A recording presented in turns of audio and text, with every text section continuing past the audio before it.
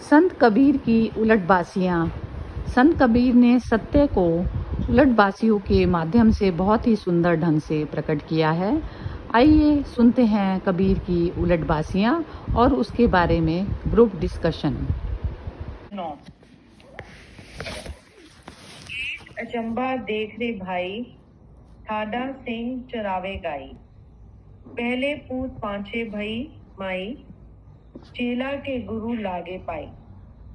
जल की मछली तरवरी बयाई, पकड़ी बिलाई मुर्गे खाई। बेलही दाढ़ी बोनी घरी आई, कूता कूण ले गई बिलाई। तली करी साचा ऊपरी साशा ऊपरी करी मूल, बहुत भांति जड़ लागे फूल। कहे कबीर या पद को बूझे, ताकू तीनियों त्रिभुवन सूझे। हे भाई, मैंने एक आश्चर्य देखा कि सिंह खड़ा होकर गाय चरा रहा है। सिंह मन है। यह अपनी अशुद्ध दशा में इंद्रियों को विषयों में पतित करता रहता था, परंतु अब शुद्ध हो जाने पर वह इंद्रियों को शुभाचरण में चलाकर कल्याण का संपादन कर रहा है। दूसरा और तीसरा आश्चर्य और देखा कि पहले पुत्र पैदा हुआ और पीछे माता पैदा हुई। इतना ही नहीं, गुरु चेला के पैरों में पड़कर उसका अभिवादन कर रहा है। पुत्र मनुष्य है, ये पहले पैदा होता है। इसके बाद वह धीरे धीरे जितना संसार को जानता जाता है, उसके मन में माया रूपी माता पैदा होती है। वह जितना मान्यताओं का जाल बनाता जाता है, उतना माया में फंसता जाता है। चेला विनम्रता है, गुरु अहंकार है। जब व्यक्ति अपना कल्याण चाहता है, तब अपने अहंकार को विनम्रता के सामने समर्पित कर देता है। चौथा और पांचवा आश्चर्य देखा कि जल में रहने वाली मछली वृक्षों पर चढ़कर अंडे देने लगी और मुर्गे ने बिल्ली को पकड़कर खा लिया। जल विषय वासना है। उसमें रहने वाली मनोवृत्ति गुरु ज्ञान पा जाने पर उच्चतम रहने की दशा में ठहरकर सद्गुणों का प्रजनन करने लगी। बिल्ली तृष्णा है, मुर्गी ज्ञान है। ज्ञान ने तृष्णा को खा लिया, तृष्णा को समाप्त कर संतोष का राज्य स्थापित कर दिया। छठा और सातवां आश्चर्य देखा। संसार में बोरे में अन्न भरकर बैल पर लाद दिया जाता है और वह उसे घर ले जाकर पहुंचता है, परंतु यहाँ तो बोरे ने बैल को ही लाद कर घर पहुंचा दिया और बिल्ली ने कुत्ते को धर दबोचा। बैल देह है, बोरा अंतकरण। पहले ये देह अपने अध्यास में अंतकरण को धोता है, परंतु जब ज्ञान दशा में अंतकरण विवेक से ज्योतित हो गया और वह देह को कल्याण दशा में चलाकर जीव को स्वरूप परिस्थिति घर में पहुंचा रहा है। कुत्ता चंचल चित है और बिल्ली एकाग्रता। एकाग्रता ने चंचल चित को स्ववश कर दिया। आठवां और नवां आश्चर्य देखा कि पेड़ की शाखाएं नीचे हैं और उसकी जड़ ऊपर है और जड़ में अनेक प्रकार के फूल तथा फल लगे हैं। यह शरीर ऐसा ही है।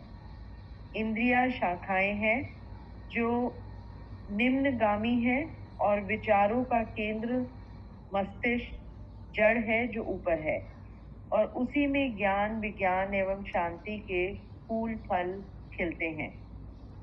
मस्तिष्क शुद्ध एवं स्ववश है।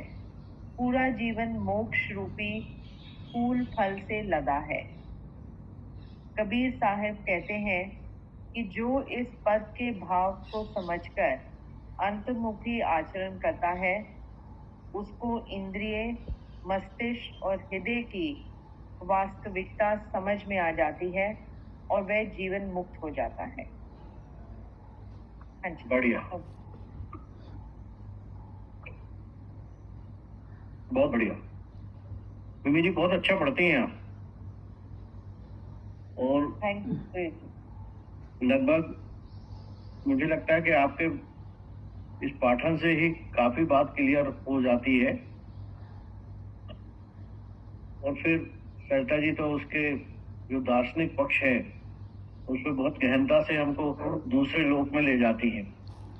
लेकिन मेरी कोशिश है कि एक तो कबीर, दूसरा उलटवासियां और तीसरा भाषा, तो उसको पहले स्तर पर, शुरुआती स्तर पर, जिसको कहते हैं ना प्राथमिक स्तर पर, हम समझ लेते हैं। फिर डिस्कशन में उसका जो अगला स्तर है वो आ जाता है ऊपर।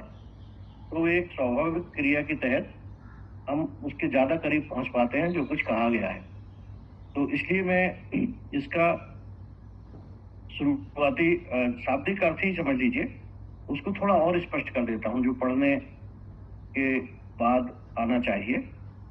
तो देखो, अंत में वो कहते हैं कि इस पद के भाव को समझकर अंतर्मुखी आचरण करता है। मुख्य बात यह है अंतर्मुखी आचरण और बाह्यमुखी आचरण, है ना। जो संसार में इसके बिना तो हम नहीं रह सकते, संसार की सभी चीजें हमें आवश्यक होती हैं। तो उसको कहते हैं एक बाह्यमुखी आचरण, जो हम बाह्य तरफ देखते हैं, अपने अंतस की बजाय बाह्य संसार को देखते हैं। इसलिए कबीर साहब बार बार, उनका ये कभी भी नहीं सोचना है कि आप पूजा ना करें, आप मंदिर में ना जाएं, आप मस्जिद में ना जाएं, ऐसा उनका कभी भी मानना नहीं है, या तीर्थ में मत जाएं। उनका हमेशा मानना है कि वह चीजों में आप भटक जाएंगे, है ना। वह चीजों में व्यक्ति तब नहीं भटकेगा जब वो अंतर्मुखी हो जाएगा। तो पहली शर्त है कि हम अंतर्मुखी हो जाएं। बाहर से अंदर आना बहुत मुश्किल होगा, और इसलिए पहले अंतर्मुखी हो जाएं, और फिर जब चीजों को देखेंगे तो हम उनको तटस्थ भाव से देख सकेंगे, साक्षी भाव से देख सकेंगे। और इसलिए वो इस बात पर बार बार जोर देते हैं। तो जब हम अंतर्मुखी हो जाते हैं तो इंद्रिय, मस्तिष्क और हृदय की वास्तविकता हमारे समझ में आ जाती है। तो ये जरूरी है कि हम अपने अंतर को देखें। इस पद में उन्होंने कहा, एक अचंभा देखकर भाई ठाड़ा सिंह चरावे गाई, है ना। अब उन्होंने सिंह कहा मन को, है ना, जो शक्तिशाली है। सिंह की जो उपमा दी है कि वो आपसे ना चाहते हुए भी वह सब करा लेता है जो वो कराना चाहता है।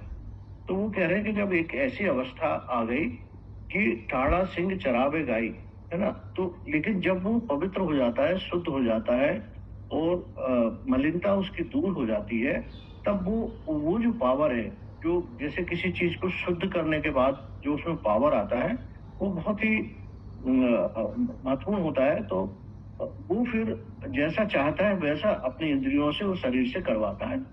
मन एक ही है। जब मन शुद्ध अवस्था में आ जाता है तो वही सिंह के समान शक्तिशाली हो जाता है, और फिर इंद्रियां जो हमारी सब नाक, कान, मुंह, इच्छाएं, वो सब उसके अनुसार चलने लगती हैं। तो इसी को उन्होंने कहा कि ठाड़ा सिंह चरावे गाई, यानी मन को ऐसी अवस्था में लाना, अभ्यास बस, कि वह इतना शक्तिशाली हो जाए, शेर के समान शक्तिशाली हो जाए शुद्ध अवस्था में, कि वो इंद्रिय मतलब कल्याण दशा में काम करने लगे। फिर उन्होंने कहा, पहले पूत पाछे भई माई, चेला के गुरु लागे पाई। ये बात भी वही है कि पहले मनुष्य का जन्म होता है ना, उसके बाद उसमें इच्छाएं पैदा होती हैं, है ना। तो उन्होंने ये कहा कि पहले हमारा जन्म हुआ, जन्म के बाद अनेक जो इच्छाएं पैदा होती हैं, जन्म के बाद ही होती है। तो उन्होंने कहा पहले पूत हुआ, और उसके बाद बहुत सारी जो इच्छा, जो उसके इच्छाएं हैं, उसको उसने माँ कहा, कि उसके बाद वो संसार में तरह तरह की इच्छाएं करने लगता है। तो इसी को उन्होंने कहा पहले पूत पीछे वही माई, चेला के गुरु लागे पाई। जैसा कि आम परंपरा में प्रचलित है कि जो शिष्य है वो तो विनम्र होता है, और गुरु जो होता है थोड़ा उसको गुरूर या अहंकार होता है, जैसा हम कई गुरुओं में देखते हैं। तो उस समय गुरु और शिष्य के संबंध तो बहुत ही रूढ़ और बहुत दृढ़ हुआ करते थे।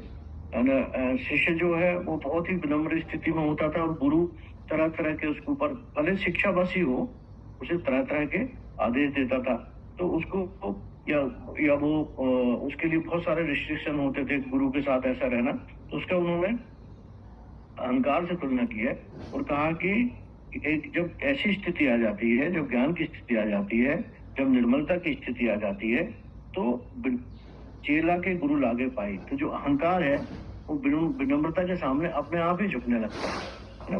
विनम्रता में इतनी ताकत होती है कि वो जो अहंकार है उसके सामने झुकने लगता है। इसी को उन्होंने कहा कि चेला के गुरु लागे पाई, है ना, कि शिष्य के सामने गुरु जो है वो भी विनम्र हो जाता है।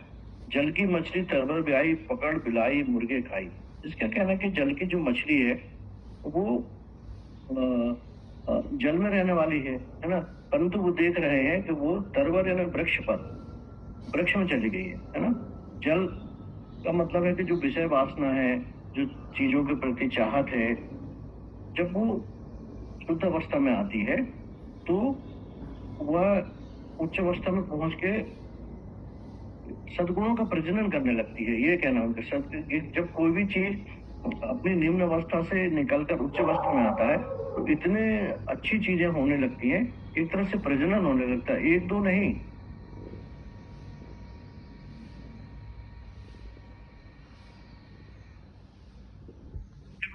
मुर्गे खाए, है ना। अब यहाँ पे वो कह रहे हैं कि बिल्ली, मुर्गा जो है बिल्ली को खा रहा है ना। होता तो यह है कि बिल्ली मुर्गे को खाती है, पर वो कह रहा है पकड़।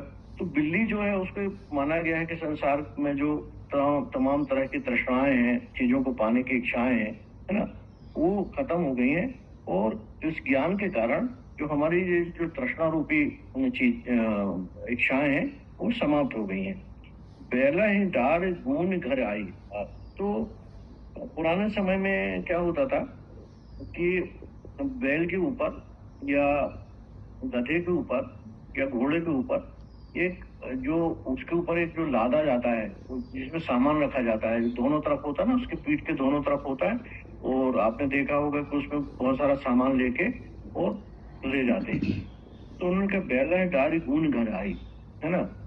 वो कह रहे हैं कि अब होता तो है कि बैल के ऊपर बोरे लदे होते हैं, पर यहाँ पर क्या हो रहा है कि बोरा जो है वो बैल पर लदा होता है, पर अभी उल्टा हो रहा है, अभी बोरे के ऊपर बैल लदा है। तो बैल को उन्होंने शरीर माना है और बोरा को माना है आपके भीतर का जो अंतःकरण है, जो आंतरिक चीजें हैं, है ना। तो वो कह रहे हैं कि जब ऐसी अवस्था आती, बात एक ही कह रहे हैं वो, पर उसके उदाहरण अलग अलग तरीके से दे रहे हैं कि जब हमारा आंतरिक स्थिति मजबूत हो जाती है तो उसके ऊपर जो ये सारी चीजें लदी हुई हैं वो बहुत कोई असर नहीं डालती हैं।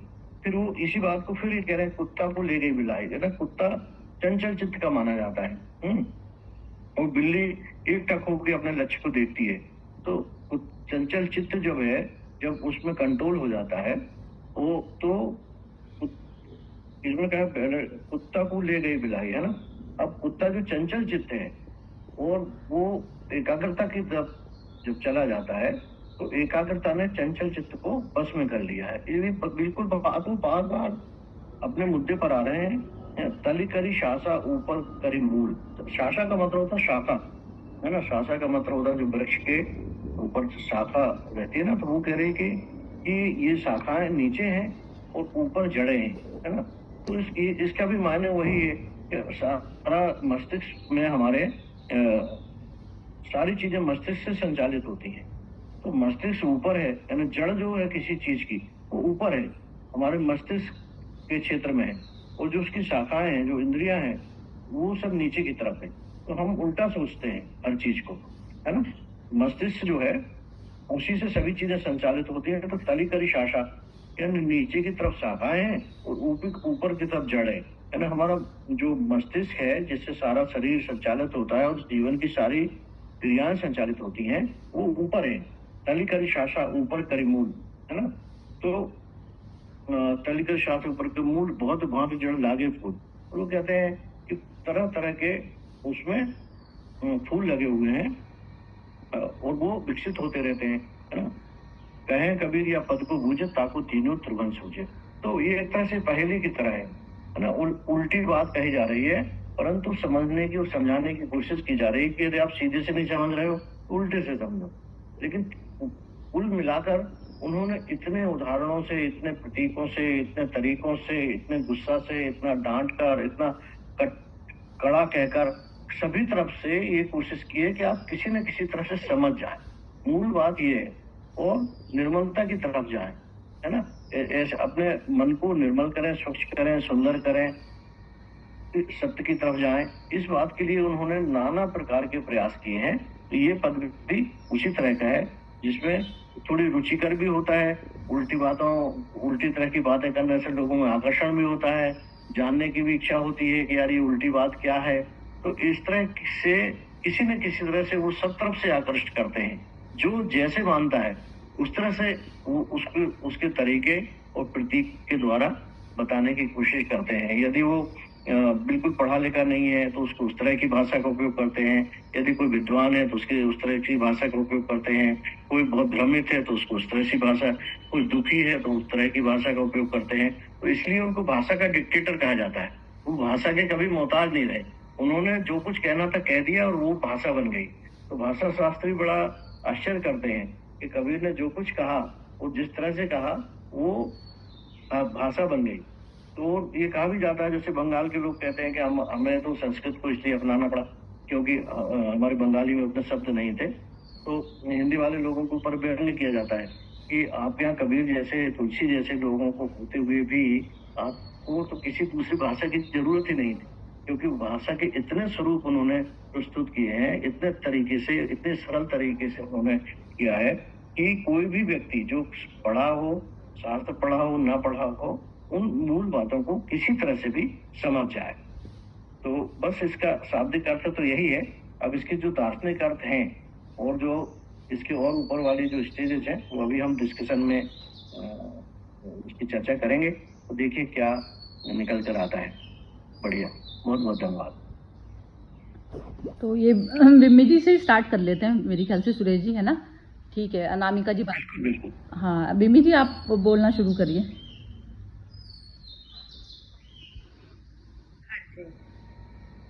इसमें कबीर साहब ने अच्छा ये है कि जब जहाँ पर कबीर साहब समाज सुधार की बात करते हैं वहाँ पर यहाँ पर सबसे पहले ना उन्होंने जैसे अपना ही डेवलपमेंट, जैसे कहते हैं कि वो पर्सनालिटी डेवलपमेंट, अपना डेवलपमेंट, अपना सुधार, और उसने बहुत ये इतने सुंदर सुंदर एग्जाम्पल्स देके ये कहा कि सबसे जो है वो मन को अपने वश में रखना। जब मन आपके वो जो स्ववश उन्होंने शब्द यूज किया, मन आपके वश में है तो तब मोक्ष रूपी फूल फल से आपका जैसे जीवन लदा है। और जहाँ मन इधर उधर भटक रहा है, उसमें तृष्णा है, उसमें अहंकार है, तो तब वही जीवन जो आपका है वो उसमें भी वो अंडुलेशन, और जैसे समुद्र में लहरें अनेक उठ रही हैं ऊपर नीचे, तो वो जीवन वैसे। और जहाँ पर आपका वो जैसे कहते हैं सत्य चित्त आनंद, तो आप जब बिल्कुल आपका मन शांत है, आप किसी चीज से विचलित नहीं हो, मन आपके कंट्रोल में है। और ये हम कंटिन्यूसली वही परसों जब हम बात कर रहे थे, तो मन को वश में जब आपके है तो तब सब कुछ आपका जैसे आपका जीवन आपके कंट्रोल में है। और जब मन बहक रहा है तो वो फिर और चीजों में लिप्त हुआ जा रहा है। वही जैसे ये चेला विनम्रता है और गुरु अहंकार है। चेला में जैसे जीवन भी वही कि हर चीज जब आप एक्सेप्ट करने को तैयार हो, गुरु का वो अहंकार बताया कि सब कुछ उसने जैसे अचीव कर लिया है, तो उसको लग रहा है कि भाई मैं वो अब तो मैं टीचर हूँ और मुझे सब कुछ आता है। चेला है हर टाइम, जैसे हम वो कहते हैं कि I am always a student, I am always a learner. तो आपने कुछ भी ज्यादा अचीव भी कर लिया है, पर उसमें फिर आप जब आपका अहंकार नहीं होगा तो आप हर चीज और सीखने के लिए और चीजें एक्सेप्ट करने के लिए तैयार हो गए। और जहां आप गुरु बन गए, वहां पर आपने एक लाइन ड्रॉ कर ली कि भाई मैं तो अब सुप्रीम हो गया और मुझे सब कुछ आता है, बियॉन्ड दिस। तो आप कभी वो क्रिएटिविटी, इनोवेटिवनेस, वो स्टूडेंट वाला वो आएगा ही नहीं आप में। तो और वही तृष्णा को समाप्त कर संतोष का राज्य स्थापित कर दिया। तो वही अच्छा, एक मैं बहुत एक देख रही थी, एक यहाँ से मुझे ध्यान आया, नवाजुद्दीन का था, और वो अपने घर का टूर करा रहा था। तो उसने घर के टूर में जब कराया, बहुत अच्छा सा घर मुंबई में बनाया हुआ उसने, पर बहुत चीजें मुझे उसकी वो लगी कि अभी भी कितना ग्राउंडेड है। ठीक है, पैसा आ गया तो अच्छा घर बना लिया, मुंबई के सबर्ब में इतना अच्छा घर, और पर उसने वहां की जैसे आसपास हरियाली है, उसने एक अपना एंट्री करते ही एक रूम दिखाया और उसने काफी पोस्टर्स वहां लगे हुए हैं, उसके पोस्टर्स, फिल्म के नहीं, जैसे ओथेलो के, शेक्सपियर के, उसके और काफी और प्लेस के ऐसे। तो उसने कहा कि जब मैं इस घर में एंटर करता हूँ तो सबसे पहले इस रूम और मुझे एनएसडी की याद दिलाता है, और एनएसडी की याद से फिर से मुझे वो एक तरह से फिर से वही स्टूडेंट, फिर से एक वो जिज्ञासा मेरे में वो पैदा करता है कि मतलब मैं वो मतलब मैं बन गया इतना बड़ा, पर अभी भी मैं वो ग्राउंडेड वाला।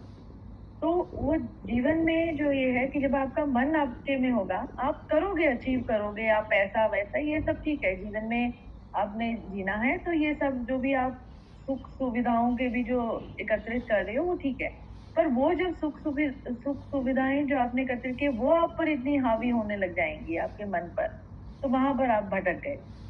तो ग्राउंडेड रहने की जो वो बात कर रहे हैं, मस्तिष्क शुद्ध एवं स्ववश है तो पूरा जीवन मोक्ष रूपी फूल फल से लगा।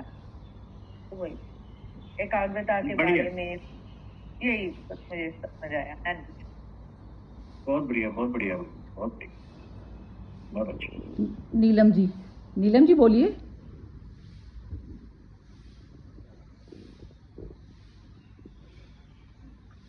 म्यूट है आपका, नीलम जी म्यूट है आपका। सरिता जी अभी आप बोलिए, विमी जी ने बहुत अच्छा बोल दिया अभी अच्छा। और कुछ इसमें कहना सारी इसका सारे का यही है कि जब हम संसार की माया से उठ के अपने अंतःकरण की शुद्धता के तरफ जाते हैं तो सब कुछ एक तरह से उलट पलट ही है। ये जो रूटीन जो है, दुनिया का रूटीन है, वो सीधा है और हम बिल्कुल उल्टे हो जाते हैं। उल्टे क्या हो जाते हैं, हमें सब कुछ ही अनर्थ लगने लगता है, दुनिया सब वो लगती है व्यर्थ लगने लगती है। हमें पता चलता है कि इतने दिन हम क्या कर रहे थे। जब हम अंतःकरण की शुद्धता की तरफ जाते हैं तो संसार को हम तमाशे की तरह देखते हैं ऊपर खड़े होके, हमें वो फिर उस चीज में फंसते नहीं है। मेन सार यही है कि अंतःकरण की शुद्धता की तरफ जाते हैं तो वो संसार उल्टा पता चलता है, कितना उल्टा है।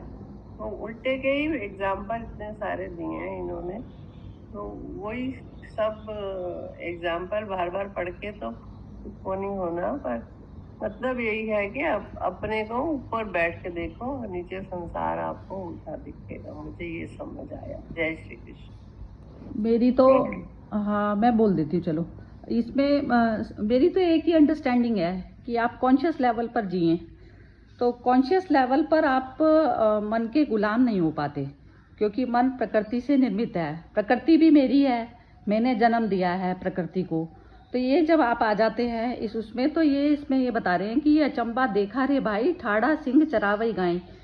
मैं इसको इस तरीके से लेती हूँ कि सिंह हो गई चैतन्य आत्मा मैं।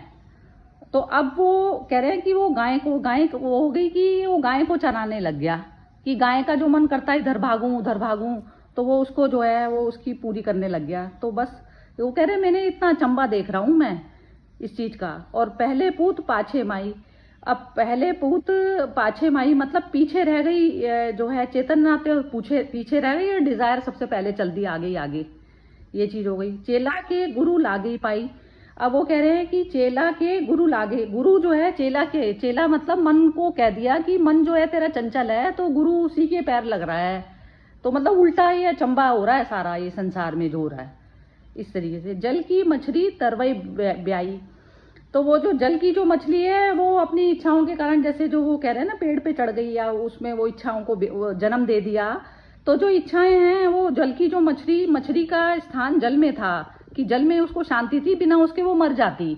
तो वो जो जल की जो मछली थी वो मन समझ लीजिए, तो वो जो है अपनी इच्छाओं के पीछे जो है दौड़ने लग गया और मैं जो है उनके मन के अकॉर्डिंग जो है घूमने लग गई। अब पकड़ी बिलाई मुर्गई खाई, इसमें भी ये हो गया कि ये जो चलाक जो मन है हमारा वो मुर्गे को खाने लग गया। चलाक मन होता है ना, मन की चलाकियां होती है ना सारी, आत्मा की तो कोई चलाकी नहीं होती। जब वो स्वरूप में स्थित है, चेतना हमारे स्वरूप आत्मा भाव में स्थित है, तो उसमें चलाकी नहीं होती। चलाकी तो वो होती है कि संसार में क्या चीज प्राप्त कर ली मैंने, तो वो अवस्था जो है वो बिलाई की ये बता रहे हैं कि मुर्गे को खा लिया, चेतना को ही खा के बैठ गई वो इच्छाएं जो है हमारी सारी एनर्जी खत्म करके, और उसमें इच्छाओं को पूरा करने में ही जीवन अपना खत्म कर दिया। बैलई डारी गूनी, ये गूनी का क्या मतलब हुआ था सुरेश जी, जरा बताइए, मैं भूल गई इसका। ये बैल, अच्छा वो बोरे में, हाँ बोरे में, तो वो बोरा के ऊपर जो उसको लादते हैं ना, जो दोनों तरफ बना रहता है जिसमें, हाँ गूनी बोलते हैं। तो उसमें जो है बैल को मतलब चेतन को अंदर बंद कर दिया, उसको अनदेखा कर दिया, और उसमें जो है मन इतना बड़ा हो गया आकार का कि वो जो है उसने बैल जो चैतन्यता है उसको अंदर बीच में दबा दिया, उसको मतलब दोनों तरफ में वो चैतन्य जो है उसको ढो रही है, बोरे में मतलब बंद हो गई चेतना। तो और कूता कह ले गई बिलाई, और कूता को जो है वो बिलाई, अब जबकि कूता जो है वो उससे डरती है बिल्ली, लेकिन अब उसमें उल्टा दिखा रहे हैं कि जो मन जो है वो उसको ले गया, कूता मतलब चेतना। और तली करी साशा ऊपरी करी मूल, वही हो गया इसमें। तो ये गीता का वो श्लोक के अकॉर्डिंग ही है कि इसमें जो हमारा जो मूल जो है वो मस्तिष्क है बेसिकली, तो वो उसमें जो है इच्छाओं का जो जन्म जो फल फूलती हैं वो सब चीज हो गई। कहे कबीर या पद को बूझे ताकू तीनों त्रिभुवन सूझे।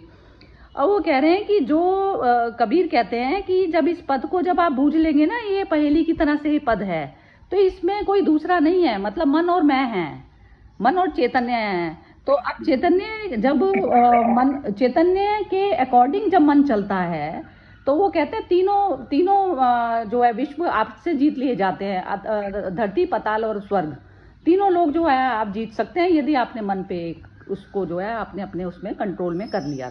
तो चैतन्य का काम ये है कि मन को कंट्रोल करना। तो मन जो है आपकी इच्छा के बिना आप जो चाहते हैं उससे वो कराएं ऑर्डर देके, आप उसकी सुने ना, तो अपने ही मन से पार जाना, मतलब कबीर की स्थिति में आना, यही मेरा ऐसा। बहुत अच्छा। अनामिका जी बोल दें। हाँ मोना बोल दो आप। अच्छा नहीं सुरेश जी बोलिए, आप क्या कह रहे हैं? मैं ये कह रहा था कि देखिए इस डिस्कोर्स में सबसे अच्छी बात ये है कि हम जैसे बहुत सी कथाएं सुनते हैं तो उसमें बहुत सारे आवरण होते हैं, लेकिन इसमें हम बहुत मूल रूप से बहुत बेसिक लेवल पर चीजों को समझ पा रहे हैं। और क्योंकि ये जो आपस में बातचीत करने से हम एक दूसरे के अलग अलग एंगल से चीजों को जब समझते हैं तो हम और परिपक्व होते हैं। ये बहुत अच्छी बात है डिस्कोर्स की। ये नहीं है कि कोई उपदेश दे रहा है हम उसको सुन रहे हैं, इसमें यह है कि हमारे अंदर हम उसको कितना ग्राह्य कर पा रहे हैं, अंदर तक समझ पा रहे हैं। बिमी ने कहा तो हम उस तरह से समझ पा रहे हैं, आपने जो कहा हम उस एंगल से समझ पा रहे हैं, नीलमा जी ने कहा हम उस एंगल से समझ पा रहे हैं, और भी जो लोग कहेंगे। तो इसमें हम चारों तरफ से काफी क्लियर हो जाते हैं। सबसे अच्छी बात इस डिस्कोर्स की है जी। बहुत ही सुंदर। लेकिन आप भी इसका वो है, आधार है, हमारी नींव है आप सुरेश जी। आपका जो ढंग है ना समझाने का बहुत ही सुंदर है आपका ढंग। नहीं मैं बहुत बेसिक बिल्कुल, क्योंकि यूं मैंने पहले कहा ना कि एक तो कबीर, फिर भाषा, फिर उसके बाद उलटवासी, तो हम बहुत बड़े उसमें ना फंसे। पहले बेसिक समझ लें, फिर इसके आगे बहुत सारी बातें हैं उसको अपने समझने की कोशिश करेंगे। लेकिन पहले हम बेसिक यदि क्लियर हो जाता तो आगे बढ़ने में बहुत मदद मिलती है। सुरेश जी, हम ना ये ट्यूसडे से हम लोग ये बुद्ध की वाणी शुरू कर रहे हैं, वो भी कुछ कुछ जैसे कबीर टाइप की समझ लीजिए। तो आप यदि उसमें भी एक आध दिन एक्स्ट्रा आ जाएं तो बहुत अच्छा रहेगा। ये किसका शुरू कर रहे हैं? ये बुद्ध धर्मपद। अच्छा, धम्मपद बुद्ध का। अरे वाह, हाँ, बुद्ध बहुत का। बढ़िया। मेरे मैं असल में क्या है कि सिर्फ आज के लिए मुझे 8:30-9 बजे तक मुझे कहीं दूसरी जगह एंगेजमेंट है, तो मैं शनिवार को छोड़ता हूँ उस एंगेजमेंट को। अच्छा इसलिए मैं अच्छा, इसमें आ पाता हूँ। ठीक है ठीक है, ये कोई ये मेरी मैं बहुत मिस कर रहा हूँ इस सबको, धम्मपद को और नानक वाणी को, इन सब चीजों को मतलब मैं बहुत अच्छी तरह से समझना चाहता हूँ, बहुत रुचि है मेरी। चलो कभी आप नहीं, लेकिन आप यदि वहां नहीं जाते कभी भी तो आप जरूर आइए फिर हाँ, इसमें। ठीक है, बिल्कुल बिल्कुल जरूर, बिल्कुल। चलिए अनामिका जी बोल दीजिए। आप मोना बोल रही है, चलो मोना बोलो। हाँ जी, वो जैसे आपने बताया मुझे भी यही समझ में आया। मतलब हमें मन को मतलब वो हावी नहीं होने देना, हमें अपने उसमें अपने सेंटर में रह के ये ध्यान देना है कदम कदम पे कि हमारा मन इधर भटक रहा है उधर भटक रहा है, उससे हमें वापस लेके आना है, उसे फिर सेंटर पे लेके आना है। ये प्रयास बार बार करना पड़ेगा और जब हो जाएगा प्रयास तो फिर वो अपने आप ही मन सेट हो जाएगा, फिर वो भटकेगा नहीं, जल्दी विचलित नहीं होएगा, जैसे बढ़िया ड्राइविंग बढ़िया। करते हैं हाँ जी, फिर वो अनामिका अपने आप ही चलेगा। बहुत ही सुंदर बोला है मोना ने भी। चलिए अनामिका जी बोलिए। तो सच में बहुत अच्छा बोला है सरिता जी। ज्यादा तो कुछ नहीं बोलना है, वही है कि हमें मतलब जो जैसे इंदी जी ने बोला कि अपना सबसे पहले तो हमें अपना ही सुधार करना है और मतलब अंतर्मुखी होना है। मन में जैसे जो तृष्णा, मतलब मन अपना खुद का ही एक वर्ल्ड क्रिएट कर लेता है जिसमें लाइक जो माया का बोला है, और हम लोग अपने मूल स्वरूप को भूल कर सारा मटेरियलिस्टिक में चिपक जाते हैं, उसको ही सच मानते कि यही सब सच है। तो वही है, बस इतना ही बोलना है। और जैसे मोना जी ने बोला बार बार प्रयास करना है, भटकेगा फिर लाना है उसकी जगह पर। बहुत ही सुंदर। बहुत बढ़िया। एक वो गीता में भी भगवान ने बोला ना कि मन की गति वायु से भी अधिक तेज है, इसे बार बार अभ्यास से ही काबू में किया जा सकता है। गीता का बहुत ही बिल्कुल बिल्कुल, बहुत अच्छा। अब किसी को भी जो बोलना है कमेंट लास्ट के तौर पे बोल दीजिए, क्योंकि टाइम फिर वो बस 3 मिनट रह गए हैं अभी। हाँ जी,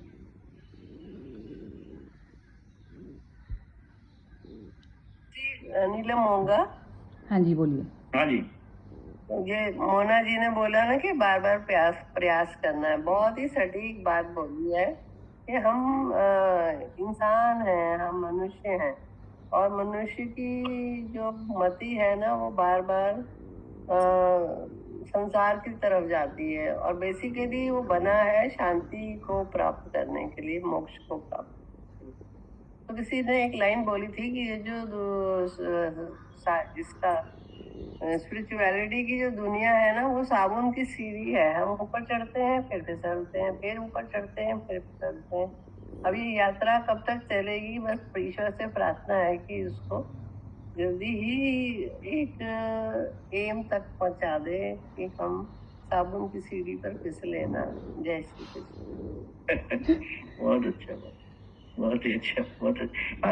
एक छोटी सी बात मुझे ये कहना थी कि शब्दों में शायद वो बात बार बार आ जाती है कि हमें अपने मन को कंट्रोल करना चाहिए। मुझे लगता है कि जब हम, दो तरह की चीज होती है, या तो हम अच्छी चीज को प्राप्त कर लें तो सारी चीजें हमें तुच्छ लगने लगेंगी, है ना। अच्छी चीजें मतलब मन की वही चेतन अवस्था, यदि हम उसको प्राप्त कर लेते हैं तो अपने आप ही ये हो जाएगा कि दूसरी चीजें हमें तुच्छ लगने लगेंगी, या लगने लगेगा। तुच्छ शब्द भी ठीक नहीं है, मुझे लग रहा है कि वो हम उसको साक्षी भाव से देख पाएंगे, है ना। लेकिन यदि हम इस तरह की कोशिश करते हैं कि नहीं अब तो मैं ऐसा नहीं करूंगा आज से, या नहीं करूंगी वगैरह वगैरह, तो मुझे लगता है कि फिर तब वो और तीव्र आती है। तो इसको बहुत सरल और स्वाभाविक तरीके से इसको अभ्यास में बदलना ये जरूरी है, बजाय उसको किसी सख्ती से, जैसे लोग उपवास करते हैं बहुत सख्त कि हमने 3 दिन का उपवास करेंगे, या कोई ऐसी साधना करते हैं जो बहुत ही रूढ़ है, तो मुझे लगता है कि इस तरह की साधनाओं से भी वो प्राप्त नहीं हो सकता जितना सरलता और सहजता से। होता ये है कि हमारे अभ्यास सच की तरफ नहीं है, यानी कम है। अब हम प्रयोग करके भी नहीं देखते, हम इतने भयभीत हैं कि जो सच्चाई है उसको हम अपनाने के पहले ही डर जाते हैं। भय इतनी तरह से हमारे भीतर मौजूद है, मैं सबके भीतर नहीं कह रहा, ज्यादातर लोगों के भीतर। तो हम ये प्रयास करें अपने जीवन में कि उस सरलता की तरफ, उस सहजता की तरफ, उस सच की तरफ जाएं, करके देखें। इतना कठिन नहीं है, इतना डरावना भी नहीं है। जब उसके परिणाम मिलेंगे आपको, तो आपको बहुत ही मजा आएगा, लगेगा अरे वाह, हम तो जो सोचते थे कि ऐसा नहीं हो जाए, वैसा कुछ नहीं होने वाला है। तो बार बार ये बात है कि हम निर्मलता के, सहजता के प्रयोग करके देखें जीवन में, और आप पाएंगे कि अरे हम इतने दिनों तक इससे डर रहे थे, ये तो डरने की बात ही नहीं है। और फिर धीरे धीरे जो पावर बढ़ता है वो बहुत महत्वपूर्ण है। जी, थैंक यू। ये तुच्छ वाला जो आपने भी बिल्कुल कही, जो बात बिल्कुल ही ठीक है कि जैसे जो हमने संसार के पदार्थ जगत को, आपने पदार्थ जान के आप डिसीजन करें।